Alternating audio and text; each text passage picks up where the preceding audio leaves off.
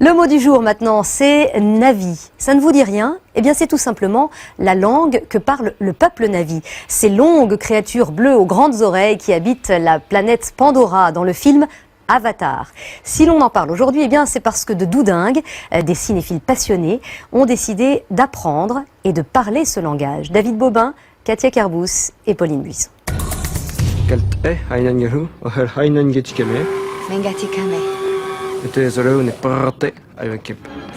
Comme de vrais Pandoriens, Thomas et Sylvain parlent le Navi, ou plutôt, ils essaient d'apprendre à s'exprimer dans cette langue certes inventée, mais qui comporte tout de même des subtilités. Donc, le R, prononce-le comme un L. C'est un peu comme le L de dragon en japonais, dragon. C'est un utiran tok. C'est une espèce de L un peu roulé.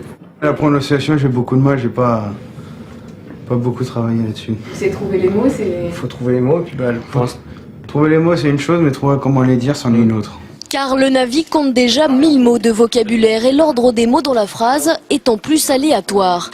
Pourtant, à travers le monde, il serait environ 4000 inconditionnels d'avatars à se passionner pour le Navi. Et c'est sur Internet qu'ils s'initient à cette langue imaginaire, parlée sur une planète qui n'existe pas. Il faut quand même être un peu illuminé pour apprendre une langue qui a juste été créée pour une trilogie.